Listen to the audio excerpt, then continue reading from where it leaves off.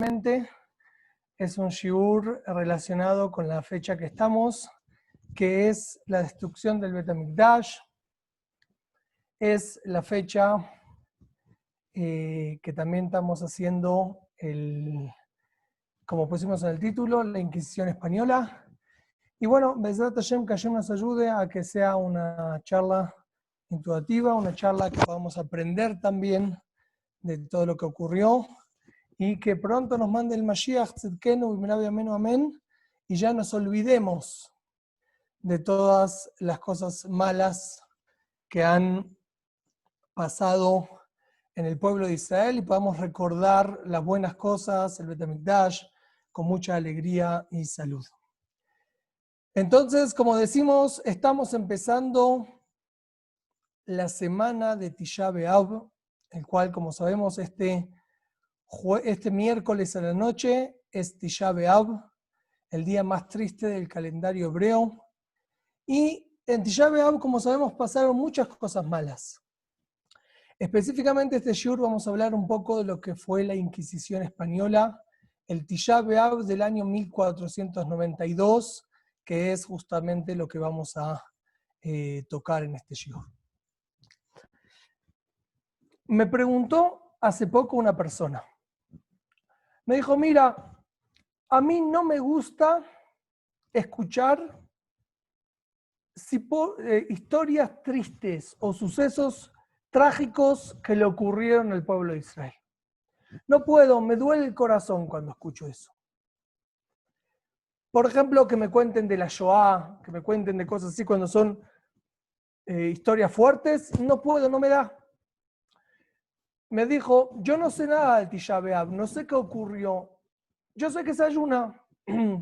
¿Tú crees que alcanza que solamente ayune sin enterarme a fondo de lo que pasó y el sufrimiento y las muertes y las tragedias que ocurrieron en el pueblo de Israel en esta fecha?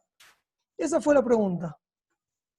Él me dice, yo voy a ayunar, tranquilo, yo ayuno del principio hasta el final, pero quiero saber si tengo que saber un poco más los motivos del sufrimiento del pueblo de Israel. Entonces, yo le contesté con 2 puntos en este tema. La primera idea que le contesté fue la siguiente. Si nosotros sabemos, Hasbe Shalom, imaginémonos todos nosotros, acá hay gente en este shur de muchos lugares, imaginémonos todos nosotros que tengamos a una persona conocida que está al lado nuestro, está cerca nuestro, y esa persona tiene un pariente o un íntimo amigo de él en otro país, el cual está sufriendo muchísimo, está internado, lo aleno no quiero ni decir, quizás el virus que está dando vuelta ahora o lo que sea, está muy enfermo en otro país. Y tú tienes la duda, ¿qué hacer? ¿Le cuento a este amigo, a esta persona que está acá conmigo, le cuento de lo que le está pasando a su pariente o a su amigo íntimo en el otro país? ¿O no le cuento? Mejor me callo la boca. ¿Para qué voy a contarle cosas tristes a él? Si igual él desde acá no va a poder hacer absolutamente nada con esa persona. Él está acá, si yo le voy a contar que está sufriendo su amigo de otro país, lo único que le va a ocurrir es sufrir y sufrir y sufrir, pero más que eso no va a poder hacer nada, no va a poder ni hablar por teléfono con él, ni va a poder viajar, nada. Entonces yo le pregunto a ustedes, queridos oyentes, ¿ustedes opinan que debo contarle a él lo que le está pasando a su pariente en el otro país? ¿O mejor me callo la boca, no le digo nada? Que esa persona se entere por otro lado, que no se entere y después se entere cuando se mejoró o lo aleno lo contrario. ¿Para qué contarle a una persona que alguien está sufriendo si esa persona no puede ayudarlo en nada? Entonces, ¿qué opinan ustedes? ¿Creen? Entonces acá Frida está diciendo que sí hay que decirlo.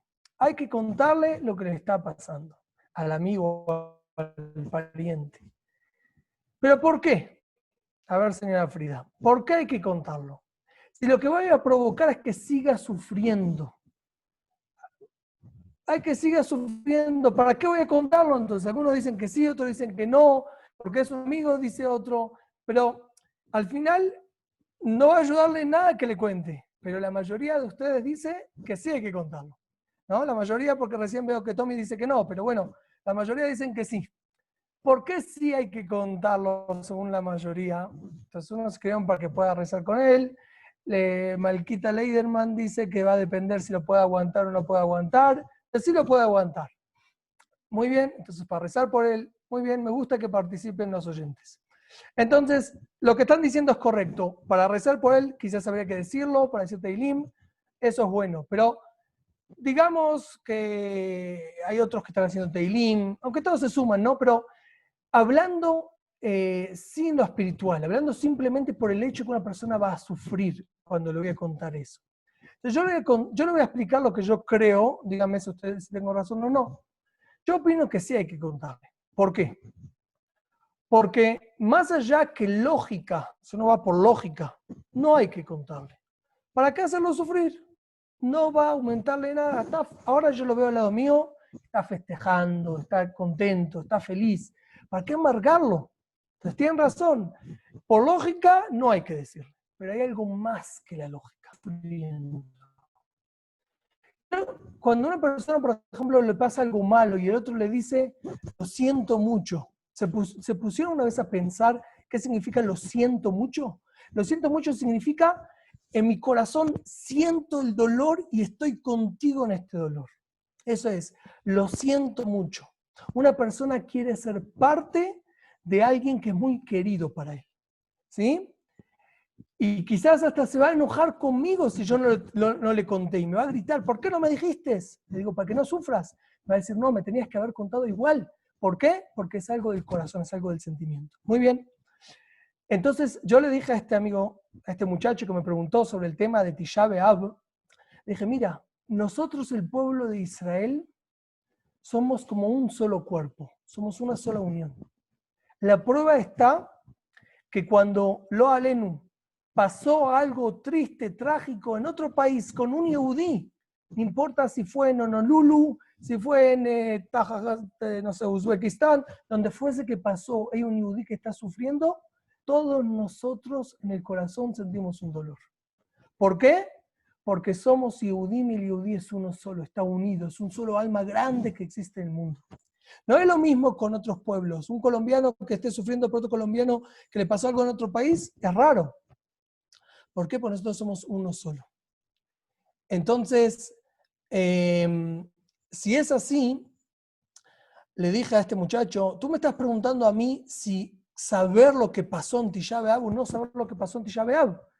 Entonces le dije, mira, tú tienes que saberlo porque tú te tienes que relacionar con tus antepasados. Tienes que conectar tu feeling, tu sentimiento con lo que le pasó al pueblo de Israel por generaciones. Porque ese pueblo es tu pueblo. Porque esos son tus padres. Porque esa es tu nación. Somos uno solo y tenemos que saber y sentir y estar en las buenas y en las malas con el sentimiento del pueblo de Israel. Este es el primer punto que le dije a este amigo mío. Segundo punto que le dije, se lo dije con un mayal, una parábola graciosa. Un señor se está quejando que le duelen mucho los zapatos, que le van chicos, que le apretan, que no puede más y se queja una vez y otra vez y otra vez. Entonces yo me acerco a este señor y le digo, mira, ¿por qué tú no tienes dinero para comprarte otros zapatos? Mira, te ayudo. Si no tienes para comprarte otros zapatos, te ayudo. No, sí tengo dinero, pero me apretan y me apretan y me apretan, me dice. Le digo, pero ¿por qué no vas a comprarte unos zapatos si ya no te va a doler más? Sigue llorando y dice, me apretan, me duelen, no sabes, me duele un montón, no puedo más. Hasta que yo pierdo la paciencia, le doy un golpe y le digo, perdóname, eres un tonto. Si tú puedes buscarle una solución a tus problemas, tú puedes ir y comprarte zapatos y ya no te van a doler más. Entonces, ¿qué te sigues quejando todo el tiempo que te duelen los zapatos que te apretan? Tú lo único que tienes que hacer es pararte y solucionar el problema que tienes. Cuando lo solucionas, entonces ya se te van a acabar los problemas. Entonces esto es lo mismo con lo que nosotros vivimos el día de Tisha B'Av. El día de Tisha B'Av tenemos que saber que lo que pasó en aquel momento no se corrigió todavía. No es algo malo que pasó y después se calmó, es algo que continúa y perdura, el dolor y la tristeza y lo que perdimos nosotros como pueblo de Israel. Entonces, si simplemente vamos a ayunar y llorar y lamentarnos por lo que pasó, no tiene sentido el hacer el Ta'anit de Tisha B'Av. Porque, ¿qué ganas tú sufriendo y rememorando cosas tristes si tú no vas un paso más y tratas de solucionar el problema que es de la destrucción del Bet HaMikdash? Tratas de corregir lo que perdimos a través de que hagas buenos actos y busques el motivo que generó el problema de la destrucción del Bet HaMikdash y logres de esa manera afianzarte y construir de vuelta pronto en nuestros días el Bet HaMikdash. Entonces, si hay que hacer y hay que saber qué pasó el día de Tisha B'Av, por supuesto que sí. Porque tenemos que saber por estos dos motivos. Primero, por el sentimiento de pertenencia al pueblo de Israel. Y segundo, porque toda la idea que tenemos es hacerlo para corregir lo que pasó y lograr entonces, Bezrat Hashem, que se construya el Mashiach, el Bet HaMikdash, pronto en nuestros días. Ahora sí, ya entrando en lo que pasó el año 1492, que sé que es de suma interés para todos nosotros, tenemos que saber las cosas tristes que pasaron en esa fecha. Porque, como estamos diciendo, es sentimiento de pertenencia y también saber que nosotros como pueblo, hasta que no tengamos el Mashiach, hasta que no estemos en nuestro lugar, en nuestro país, con la Torá como nuestra guía, no estamos completos. Y siempre en la historia pasaron muchas cosas que nos hicieron sufrir. Al final, todos los pueblos que nos hicieron sufrir desaparecieron. Y los pueblos y nosotros seguimos vivos por eternidad. Es algo muy bonito el ver la eternidad del pueblo de Israel. Pero sí tenemos que sufrir en esos momentos del dolor para poder corregir nuestros actos. Cuando nuestros padres de pequeños nos dieron un cinturón, fue por algo, ellos nos quieren, nos querían hacer algo bueno para nosotros. Entonces, en el momento del cinturón no tenemos que pensar, mi papá me quiere, está todo bonito, que me dé otro cinturón, no hay problema, es chévere, igual mi papá me quiere. No es así, en ese momento hay que llorar, porque las lágrimas es lo que hacen cambiar a la persona, lamentablemente, ¿no? A veces, cuando no hay de otras, las lágrimas es lo que hace cambiar y hacer mejorar a una persona. Entonces, el momento de llorar, dijo Shlomo Melech, et libkot, hay que llorar. Pero momentos después de tener nehama, de consolarse, hay que consolarse. Entonces, esta semana de Tisha B'Av tenemos que lamentarnos por las cosas malas para poder buscar los motivos y que eso nos despierta a corregirnos. Y Bezrat Hashem, entonces, ahí sí vamos a poder tener Nahamu a mí, que es ya la perashá que viene, que es la perashá del consuelo. Bueno, ahora sí, no los molesto, no molestar, pero ya no les hablo más del tema, vamos directo al punto que queremos hablar, que es del tema de la Inquisición española. Todos sabemos que en el año 1492, todos recordamos esa fecha históricamente porque fue el año que Cristóbal Colón descubrió América, ¿sí? Con la Niña, la Pinta y la Santa María, ¿se acuerdan? Los 3 barquitos que fueron hacia América. Lo que no sabemos tanto es que ese fue también el año de la Inquisición española, la expulsión de los judíos de España, más propiamente dicho. Y algo que menos sabemos es que el sufrimiento de los Yehudim bajo la corona española fue aproximadamente más de 450 años. ¿Están escuchando? El sufrimiento de los Yehudim en España y en la corona española, todo lo que incluye América y todos los países de Europa que pertenecían a España, que fue una potencia mundial en aquella época, fue más de 450 años. Ustedes sabían que en América, donde nosotros vivimos, en Colombia, en Perú, el Virreinato de Perú, en México y en otros países más de América, hubo también autos de fe. Los alenu quemaron a Yehudim que se los encontraron judaizando, a marranos, que se los encontraron cumpliendo mitzvot de la Torá, y los quemaron en la plaza mayor, en la plaza principal.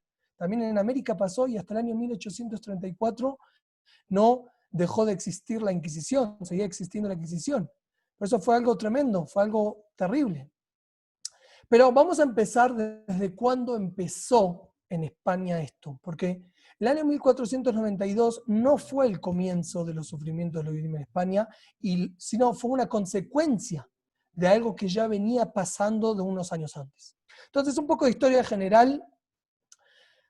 Más o menos hasta el año 1350, los Yehudim en España vivían bien, tranquilos, dentro de todo con libertad de culto, y bien, a veces tenían que turnarse entre los cristianos que dominaban el norte de España y los musulmanes que dominaban el sur de España. Andalucía y todo eso es parte que era, por muchos años fue un virreinato, un califato musulmán. Y siempre estaba esa guerra entre el norte y el sur, que eran los cristianos que querían conquistar el sur de España, que ahí estaban los musulmanes. Entonces, hasta el año 1350, dentro de todo, en España no hubo grandes sufrimientos para el pueblo de Israel en España. Lo que no fue así en Europa en general. Ya en Europa en general, lo que era Francia, Alemania y otros países más de la zona, hubo muchos pogroms, muchas expulsiones a los Yehudim. Por ejemplo, en el año 1290, después de muchos sufrimientos que tuvieron los Yehudim de Inglaterra, al final de todo eso, en Tisha B'Av del año 1290, ¿sí? Curiosamente, en Tisha B'Av del año 1290, el rey, déjame ver el nombre del rey, no lo tengo acá, el rey de Inglaterra expulsó a todos los Yehudim de la isla de Inglaterra. Y no solo eso fue muchísimas más expulsiones. Si ustedes vieron el mapa del flyer que pusimos en este shiur, ahí se veía los años de las expulsiones que hubo en distintos países de Europa. Y muchos justamente iban hacia España, porque España dentro de todo era un país más seguro, más tranquilo. Había uno de los grandes líderes del pueblo de Israel, un rab muy famoso llamado Rabbenu Asher Bar Yehiel, que la abreviatura de él es el Rosh. Era un rab que estuvo en Alemania, por ahí, por esa zona, y se tuvo que escapar de ahí e ir a vivir a España por las persecuciones que tenían en esa parte norte. Entonces, en España, dentro de todo, se podía decir que estaba la cosa más tranquila para los judíos. Pero todo empezó en el año 1347. Síganme con los años porque es un orden cronológico que vamos a llevar. Entonces, en el año 1347 llega a España y a toda Europa la peste negra. La peste negra, eso sí que realmente era una pandemia con todas sus letras. ¿Sí? ¿Por qué? Dice que fue la pandemia más grande de todas las épocas, lo que provocó la muerte a más, escuchen bien la cifra, los más optimistas dicen que murieron más de 1/3 de toda la población de Europa. Imagínense las cifras. Hay quien dice que murió el 60% de la población europea en esa peste, la peste negra. Más o menos del año 1347 al año 1353, pueden buscarlo en el libro de historia, fue cuando hubo la peste negra muy fuerte en Europa y murieron muchísimas personas. Entonces, como siempre, los Goín acusaron a los Yehudim de ellos estaban envenenando los pozos de agua para exterminar a los cristianos. ¿Y por qué decían eso los cristianos? Porque ellos los hacían tanto sufrir a los Yehudim que no podían creer que los Yehudim no iban a hacerles nada a cambio. Entonces, dijeron esa excusa, los Yehudim están envenenando los pozos de agua de Europa. Y de ahí surgió un montón de pogroms, un montón de sufrimientos a los Yehudim en general en Europa y no todavía en España. En España justamente hasta el año 1391 es que ahí empezó la cosa a poner. 1390 murió el rey Juan I.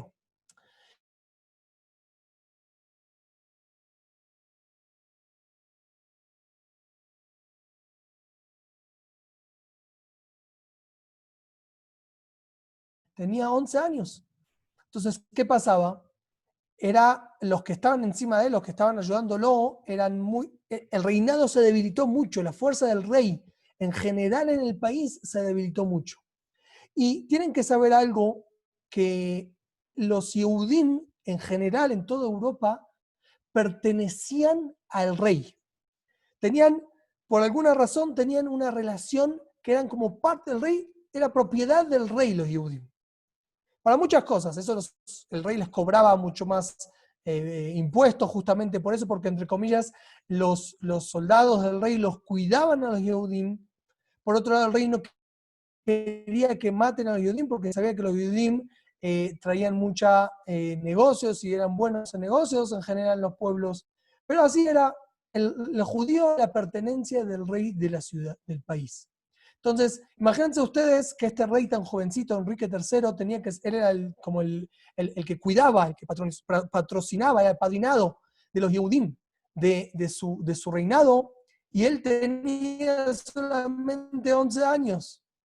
Entonces, lo que pasó fue que hubo órdenes franciscanas y dominicanas. Las órdenes franciscanas y dominicanas empezaron más o menos en el año 1200 y pico. Eran unos curas, unos monjes, no sé cómo llamarlo, que empezaron a generar como un movimiento de misioneros, que es de ir a los pueblos, de hablar con la gente, de que el cristianismo se expanda de esa manera, que no sea simplemente estar en la iglesia y esperar que vengan nosotros, sino propagar muchísimo más toda esa bodazara. Y ellos le hablaban al pueblo.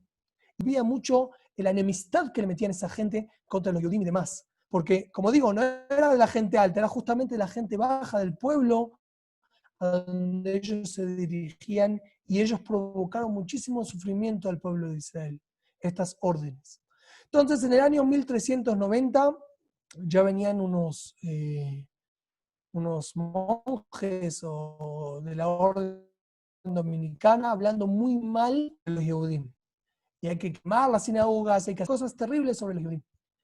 Entonces, lo que pasó fue que justamente cuando el rey Juan primero muere y entra su hijo que tenía solamente 11 años, aprovecharon los campesinos, la gente baja, la gente que estaba eufórica y con ganas de hacer daño, empezaron ellos a atacar a las poblaciones judías. Tenía que ver con la peste negra todavía, porque todavía habían focos, ¿no? Una Gal Sheni, como se dice ahora, la segunda oleada de focos de esta peste negra, y acusaron a los Yehudim, y no había alguien que los defendía, entonces empezaron a atacar a muchísimos Yehudim. Entonces, acuérdense este año, el año 1391 fue un año trágico para la judeidad de España.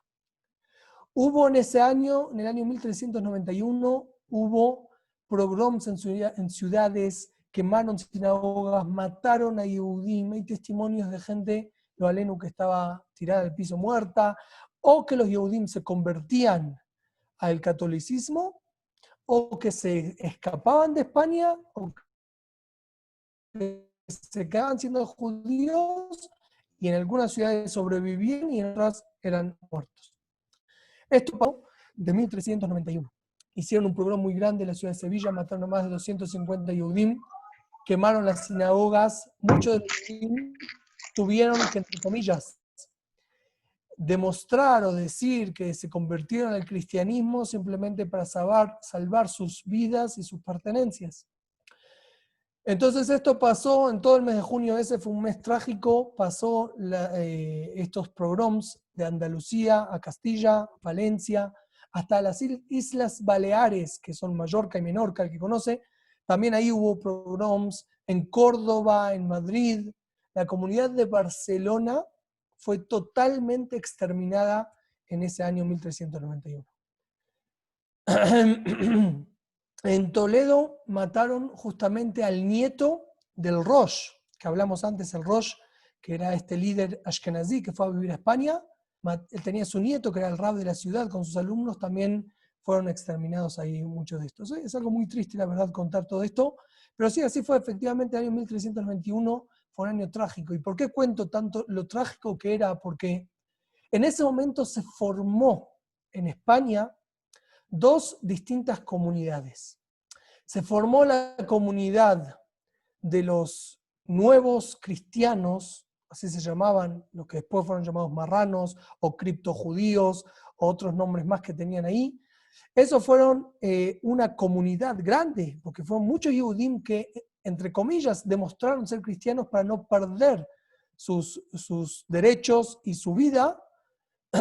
Y por otro lado estaba la comunidad de los judíos que quedaron siendo Yehudim y no se convirtieron a pesar de los sufrimientos que pasaron. Entonces, del año 1391 aproximadamente hasta el año 1420, 430, donde entre comillas se calmaron las aguas. Y los Yehudim, aunque perdieron muchísimos derechos, todavía podían ejercer su fe en público. En cambio, estos nuevos cristianos, una vez que aceptaron, entre comillas, ser cristianos, cuando se encontraba uno de ellos que estaba judaizando, que era justamente hacer mitzvot o cosas relacionadas a la Torá, tenía la pena capital. Porque para los cristianos una persona que se va también es algo gravísimo y se merecía, eran muy fuertes, los dominicanos eran muy canaín, se dice en hebreo. Eran muy estrictos en todas esas leyes. Entonces lo que pasó fue que en esa época empezó la iglesia.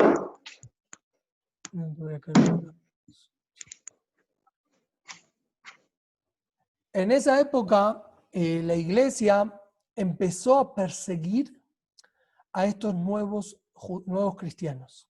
A los Yehudim como tal los dejaban, sabían que tenían menos derechos, que no podían ser parte del gobierno y ciertas reglas que les pusieron, pero no los perseguían, estaban ahí tranquilos.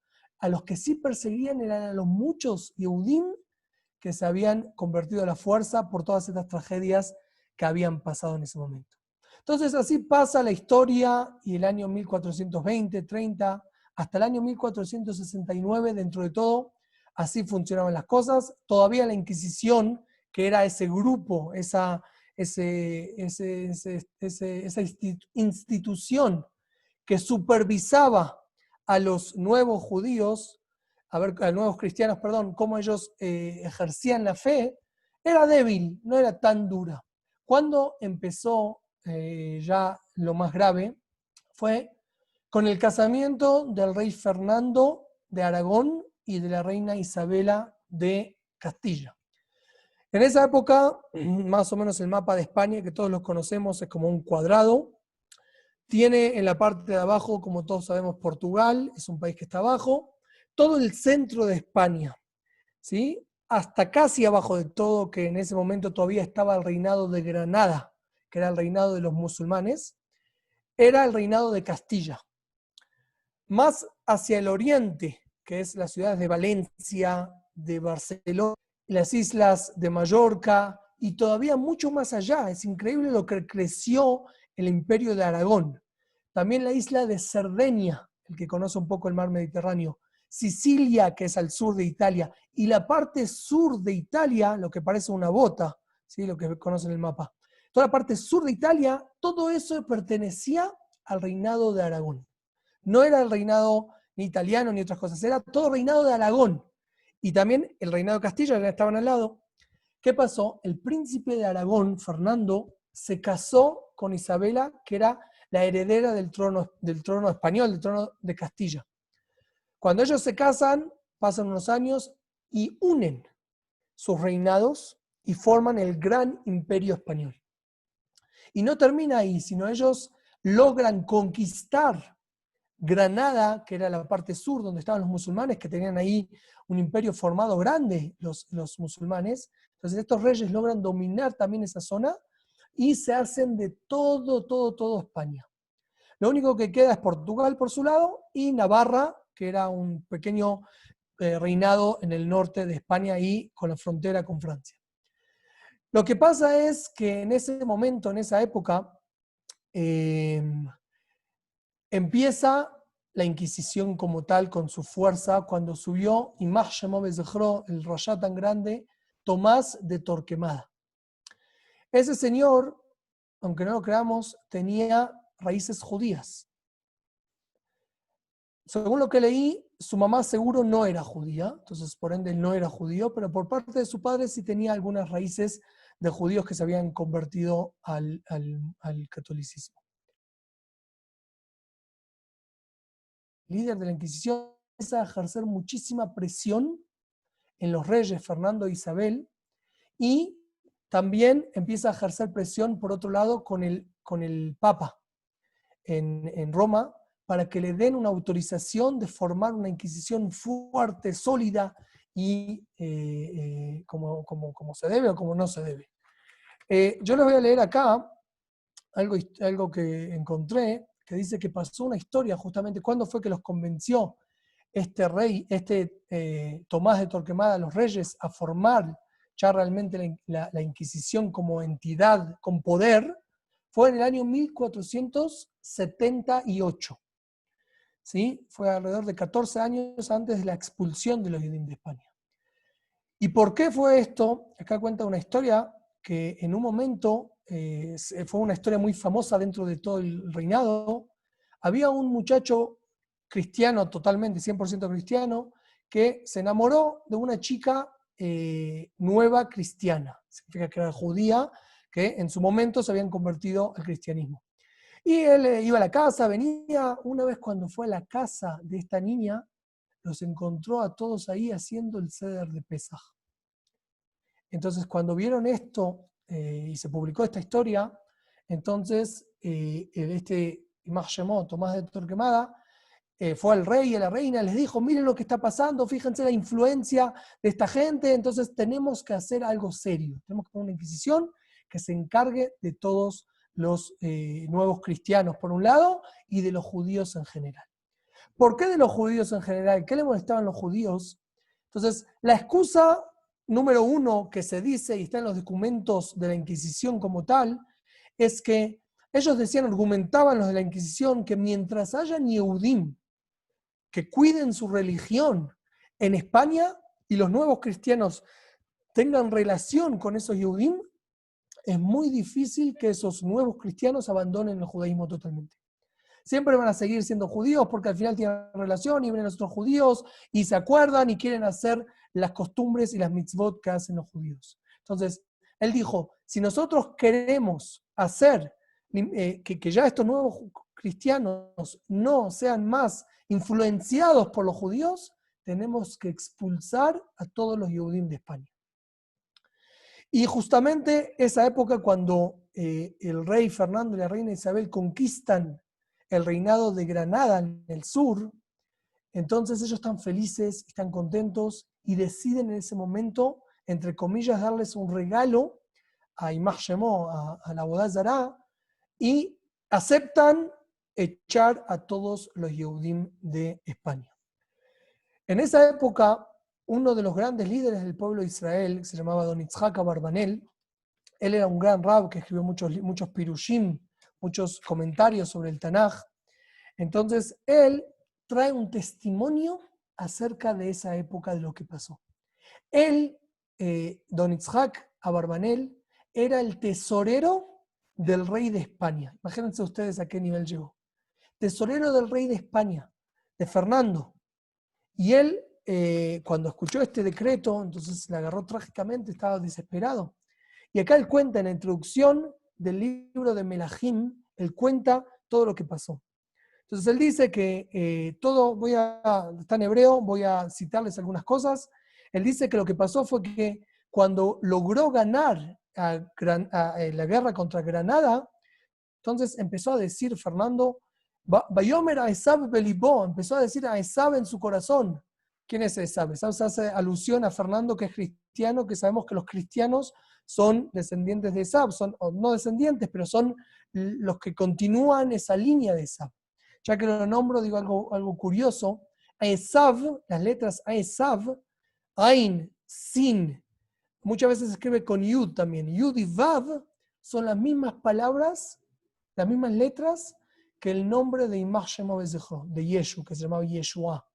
Entonces son las mismas letras, sin la G al final, que no se escribe con la letra G el nombre de Imaj Shemot. Entonces, Él escribe que él dijo en su corazón, ¿cómo voy a agradecerle a mi Dios que me dio esta conquista? Entonces, ¿sabes cómo? Haciendo que todo este pueblo, todo mi país sea solamente de su ley. Y así sacó una carta diciendo que todos, si ustedes se quieren hacer cristianos, quieren hacerse bautismo y quieren meterse en las aguas, se pueden quedar acá y pueden tener todos los beneficios, todos los derechos que quieran. Pero si ustedes niegan esto, se tienen que escapar de acá y se van de todo mi reinado, de las islas, de como dije, de Sardinia, de Mallorca, de Sicilia, Cerdeña y todos estos lugares que pertenecían a la corona española que formaba el reinado de Castilla y Aragón. Entonces dice Don Itzhak Abarbanel, cuando yo estaba ahí en el palacio del rey, grité con mi garganta, me quedé afónico, hablé con el rey 2, 3 veces y le lloré diciendo, sálvanos rey, ¿por qué vas a hacer así con tus esclavos? Dinos cuánto dinero tú quieres, oro y plata y todo lo que tengamos, el pueblo de Israel va a dar por quedarse en su tierra. Hablé con mis contactos del reinado para pedir por mi pueblo. Se unieron todos para pedirle al rey para que no haga este decreto tan malvado de echar a los Yehudim, pero él se quedó cerrado con sus oídos. Y para colmo la reina, que era mucho más cristiana, mucho más influenciada por Imar Shemó, Tomás de Torquemada, también estaba ahí al lado de él y todo el tiempo diciéndole que no escuche a los Yehudim. Y yo me esforcé y dije y todo, pero no tuve éxito. Cuando escuchó el pueblo de Israel esta noticia, se pusieron de duelo y todo lugar donde llegaba el decreto del rey, empezó mucho sufrimiento al pueblo de Israel, mucho miedo. Y como no hubo desde la época que Galut Yehudá Malad mató, desde la época que salió el pueblo de Israel de la tierra de Israel, no hubo un momento tan terrible como esto.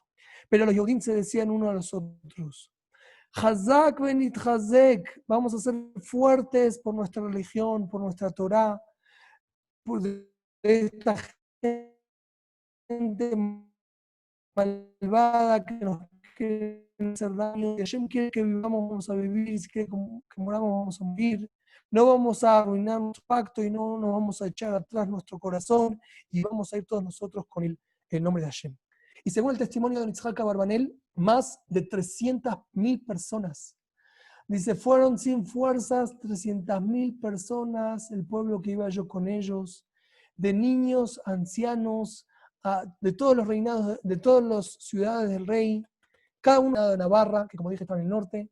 Algunos se fueron al reinado de Portugal, que después de 5 años hubo un matrimonio entre la hija de Fernando e Isabel con el rey Manuel de Portugal, y también él metió la Inquisición en Portugal y echó a todos los Yehudim de Portugal también.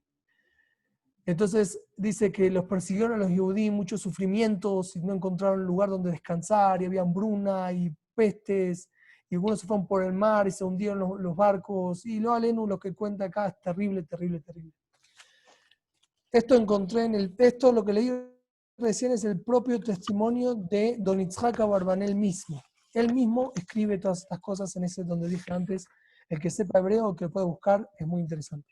Por otro lado, también leí, no sé dónde está escrito esto, lo busqué, no lo encontré acá, pero es un testimonio que lo leí de 2 lugares buenos, los lugares fieles, no me acuerdo cómo se dice.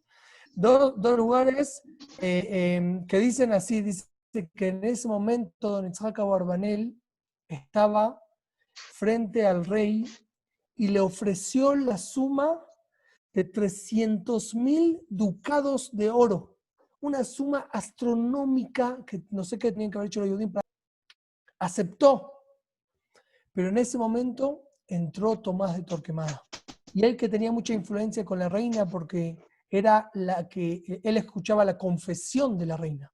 Sí, no sé si saben, pero los cristianos, los católicos tienen como que la gente hace confesión con un cura, con un no sé quién. Entonces, él era el que estaba con la reina justamente cuando ella se confesaba de sus pecados. Entonces, él tenía mucho poder sobre la reina. Cuando escuchó Torquemada y más llamó esto, entonces él agarró la cruz que tenía en su mano, se la tiró a la frente a la reina y dijo, Judas, ¿no? Como sabemos en la historia de los Goim, Judas fue un yehudí que delató a Yeshu y por eso lo mataron. Judas vendió a su patrón por 30 pedazos de plata. ¿Y ustedes van a venderlo otra vez ahora?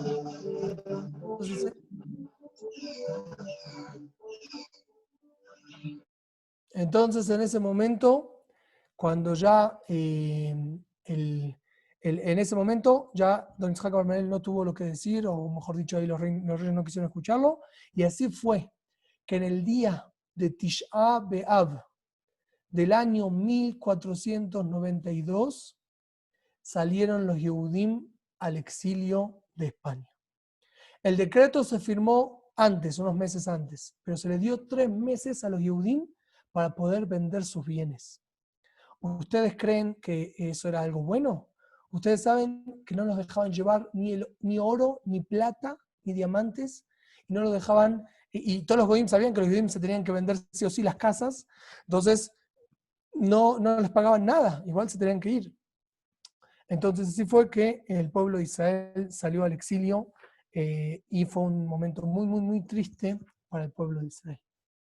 Estamos llegando al final de Shiur. La verdad que este tema, el tema de la Inquisición española, es un barril sin fondo.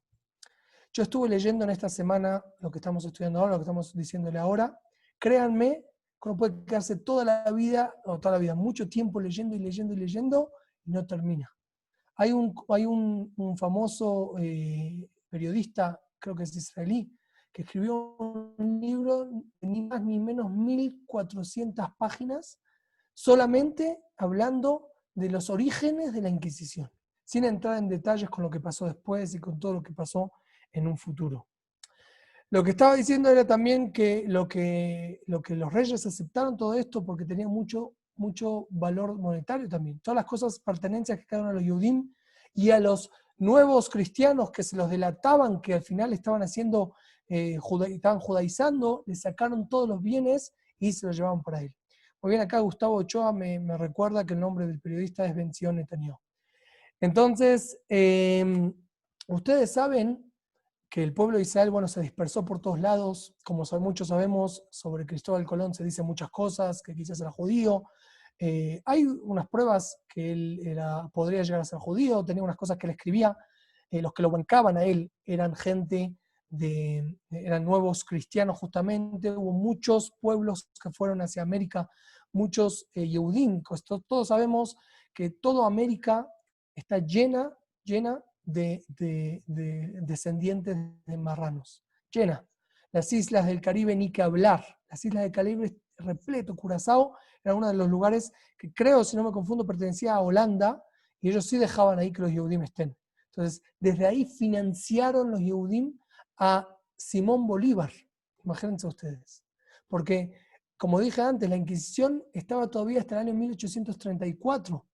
Cuando Simón Bolívar y los libertadores, ¿no? Hace poco fue la independencia de Colombia, todos los libertadores tenían que guerrear contra el ejército español, que en ese momento, más o menos en 1810, 1815, estaban muy debilitados porque en España era la época de Napoleón, que él conquistó España y entonces tenía mucho menos presupuesto y todo eso. Entonces, en América, los libertadores tomaron las armas y lograron emancipar a todos esos reinados españoles ahí abajo.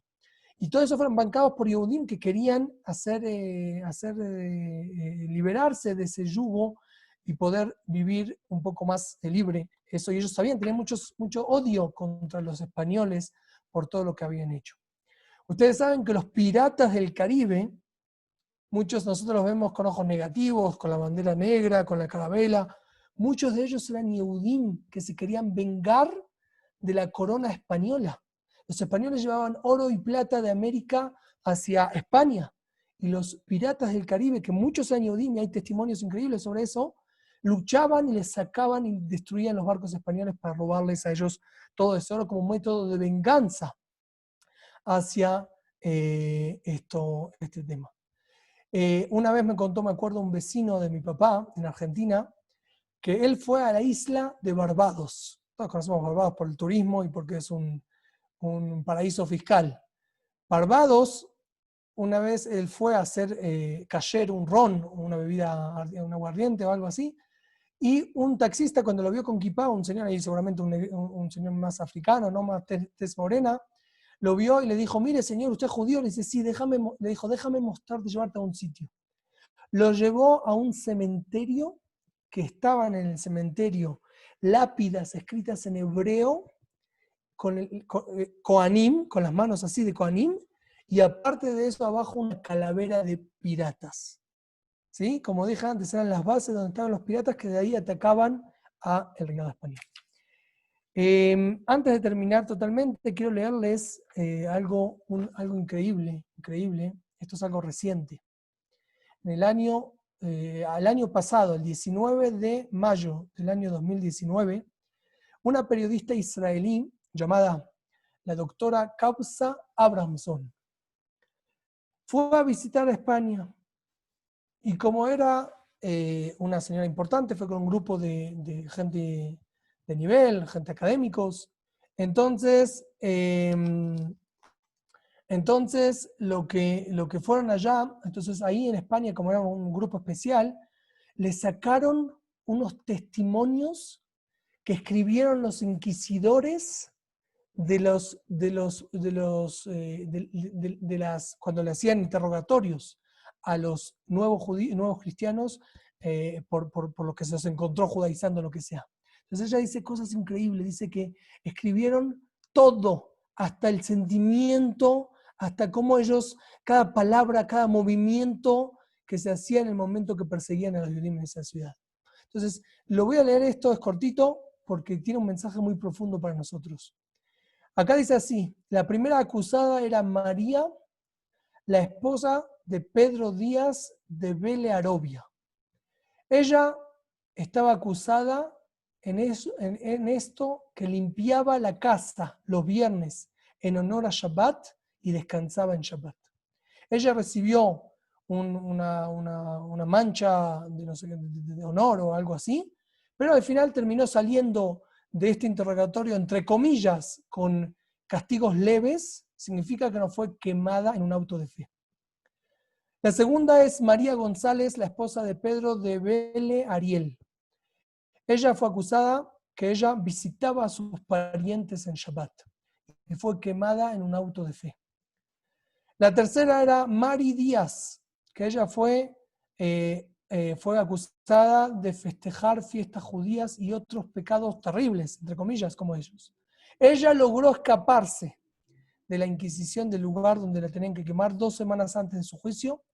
Entonces, cuando salió culpable y ella no estaba, entonces quemaron una imagen, una figura, un muñeco con su forma, su imagen, en vez de ella. Entonces ella cuenta, esta señora que leyó los libros de la Inquisición cuenta que así era el método que utilizaban. Sufrir, hacer los terribles sufrimientos que le hacían a los Yehudim y así hacían, ella leía hoja por hoja. Dice algo muy curioso acá, dice, salió de todo esto que el corazón latiente, lo más que despertaba a los Yehudim era el día de Shabbat. Ellos creían con todo su corazón en la fuerza de purificación que tenía el día de Shabbat. También si no tenía ninguna oportunidad de cumplir ninguna mitzvah y de festejar ninguna fiesta, también se les obligaron a desconectarse de todo símbolo judío. Cuando llegaba el Shabbat, le purificaba el alma a ellos y de todo lo que en la semana tenían. Termina la señora, no quedó un ojo seco en ese cuarto en el momento que le hicimos la azkará a estas valientes mujeres que les pasó todas estas cosas que contamos recién. Voy a terminar diciendo lo siguiente. Nosotros en esta semana triste de Tisha B'Av sabemos los sufrimientos que pasan los Yehudim y tenemos que saber que los Yehudim sufren otros pueblos justamente porque somos especiales, porque Hashem demanda más de nosotros. Hashem nos dio a nosotros un arma muy fuerte, una herramienta que es la Torah y que tenemos que ser luz para las naciones. cuando los Yehudim logramos hacer lo que Hashem pide de nosotros, entonces somos la luz de las naciones. Haz v'shalom, cuando no, entonces el papá está triste y se enoja y lo castiga a su hijo más querido porque él quiere que vuelva hacia él. Termino con la historia de Napoleón. En un momento Napoleón estaba caminando por las calles de París y en ese momento él escuchó, más o menos en el año 1800, ¿no?, que era la época de él escuchó un llanto muy fuerte de dentro de llorando. En ese momento se le acercó Napoleón a sus soldados, le dice, ¿qué está pasando? ¿Por qué lloran? Entonces se acercan los soldados a la sinagoga y dicen, ¿cómo? ¿Por qué están llorando? Dice, sí, están llorando porque es Tisha B'Av, porque se destruyó el Bet HaMikdash, por eso están llorando. Napoleón dice, ¿se destruyó el qué? ¿El Bet HaMikdash? ¿Cómo puede ser que yo no me enteré? Si yo conozco todas las noticias que pasan en todo el mundo, en Jerusalén yo no escuché que se destruyó un Bet HaMikdash. Le dicen, no se destruyó ahora, se destruyó hace 1700 años atrás. Napoleón se quedó sorprendidísimo y dijo, si los Yehudim están llorando por algo que pasó hace 1700 años atrás, significa que eso se les va a cumplir. Así dijo. Y porque él era una persona inteligente. ¿Por qué? Porque dice, si tanto anhelo tienen, y tanto recuerdan, y tanto lo siguen, es porque va a llegar el momento que se le va a cumplir. Para terminar, hablamos mucho de los cristianos y todo su Avodat Zará. Ellos, los cristianos, tenían dos profecías en su libro. Dos. Una es que Hashem abandonó al pueblo de Israel.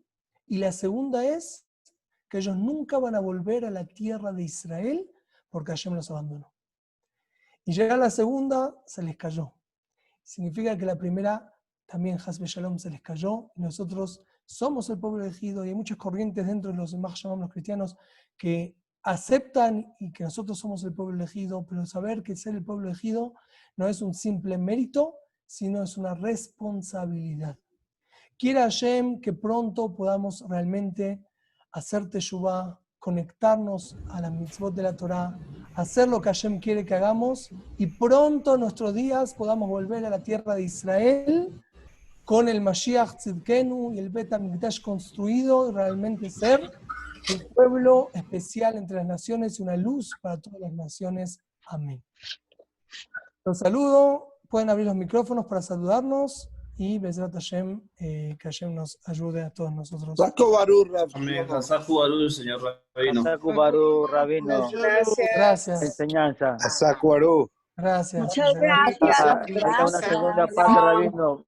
Está muy interesante, estuvo muy interesante la enseñanza. Muchas gracias a todos que me agradecen. La verdad que Baruch Hashem hubo mucha gente, entonces no escucho a todos muy bien, pero entiendo que es muy interesante y le agradezco a todos también por participar y los invito a que participen todos los viernes de la noche en los shurim que estamos dando, que Bezrat Hashem, bueno, tratamos que sean siempre interesantes y con un buen mensaje. Entonces, por el mismo canal, Gracias. acá, el Kolel Maguen David de Bogotá. Pueden buscarlo por Facebook, pueden buscarlo, sí, no, perdón, no viernes a la noche, sino sábado a la noche, Motzai Shabbat, ¿sí? En Motzai Shabbat estamos acá, entonces siempre están... Muchas gracias, Rabino. Shabbat para todos, todo lo mejor. Shabbat Tov, José, Shabbat Tov a todos los que estuvieron. Muchas gracias. Gracias. Buenas noches. Muchas gracias. Gracias. Si alguien tiene alguna pregunta o algo, también estamos disponibles. Okay. En Portugal fue mucho peor que en España. ¿Sí? Cuéntame un poquito más. ¿Qué sabes tú? Cuando comenzaron a llegar los judíos huyendo de España, como que los habían invitado, pero en España había la posibilidad. No te quieres convertir, te vas. En Portugal, una vez que ya estabas, ya te moriste por ser judío. No dejaban escapar. No dejaban escapar. O sea, sí, en España por lo menos dieron la oportunidad de o te conviertes o te vas. Y todos los judíos que huyeron de España pensando que Portugal iba a estar mejor, al final fue peor. Por ser judío te mueres, punto. Wow.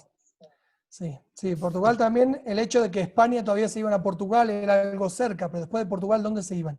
Hay historias trágicas de los Yehudim que quisieron irse al sur, al norte de Marruecos, significa la parte africana, cosas terribles que pasaron por ahí, hasta que llegaron a, por fin, al Imperio Otomano. Ustedes saben que en el Imperio Otomano estaba Sulimán, el Magnífico, creo que se llamaba el de esa época, el sultán de esa época, y él dijo, dicen sobre el rey de España, sobre Fernando, que es un rey inteligente. Yo creo que es el rey más tonto que conocí, porque echa a todas sus joyas, a toda la gente buena de, la ciudad, de su ciudad, y los manda me los manda hacia mí.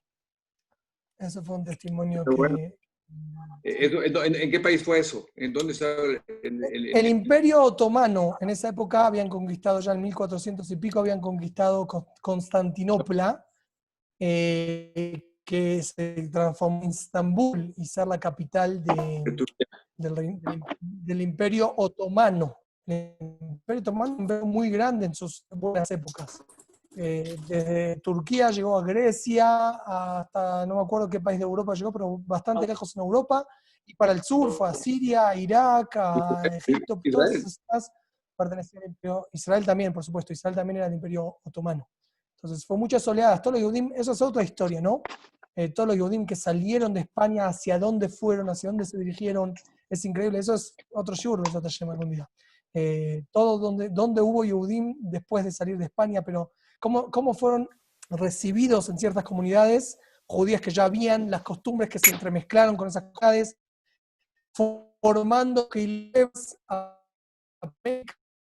se sabe como un montón de Yehudim en América, y bueno, como digo, es una historia larga, pero bueno, Baruch Hashem, hoy hablamos más que todo de los orígenes de la Inquisición y la propia Inquisición en el año 1492. Bueno, que tengamos un ayuno fácil, ¿verdad, Hashem? Amén. Amén. Rab, ¿hay testimonio de los nombres de las familias de dónde salieron de España? Buena pregunta. Hay muchos apellidos que el propio apellido delata, entre comillas, de dónde ellos venían, ¿no? Por ejemplo, el apellido Toledano. Algunos dicen, algunos creen que eso es como diciendo Toledo no, diciendo como que ellos no querían volver más a Toledo, dijeron que después que los expulsaron ya no iban a volver más a España y que eso significaba el nombre Toledano. Pero en verdad, en verdad se ve que el nombre Toledano estuvo antes de la expulsión. Entonces se da por entendido que en verdad Toledano es que venían de Toledo. ¿Sí? Así muchos otros apellidos, hay apellido Ávila, apellido... Los González, los Díaz, los Pérez, todos pero esos también. Esos son ciudades, González, Díaz y Pérez, yo no sé si son, no conozco, puede ser que sí. Yo sé que Ávila, apellido Burgos, hay otros, Castilla, Navarro, esos lugares. Sí, pero, correcto. Por ejemplo, creo que personalmente mi familia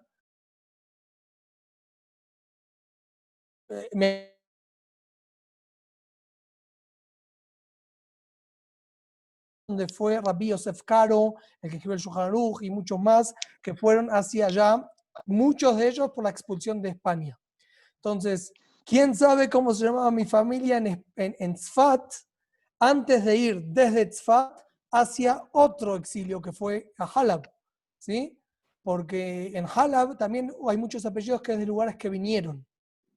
Ashkenazi, el apellido Ashkenazi venían de lugares de Ashkenaz. Antes por la zona de ahí. Safdie es de Tzfat. En árabe, Tzfat se llama Safed. Entonces, Safdie. Hada menos Hada de Safdie. Entonces, así hay muchas ciudades que iban, ¿entiendes? Pasaron del Galut de España y fueron a otros lugares. Hubo correcto, así es. Muchos movimientos migratorios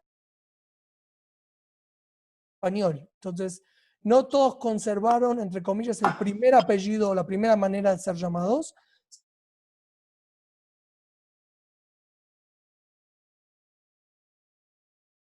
Pero, como digo, hay muchos que sí conservan todavía esos apellidos. Así es, Rav Shlomo. Así es. De nada. Bueno, señores, nos encanta quedarnos, pero bueno, es momento de ir a dormir para estudiar más Torah y para poder dar más shiurim. Así que Me despido de todos ustedes con un fuerte abrazo y que todos pasemos una noche fácil y tengamos siempre Berajot por siempre. Shabbat Tov, Rav Shlomo. Shavua Tov Mevoraj. Fuerte abrazo, nos vemos. Shabbat Tov. Buenas noches. Bye bye.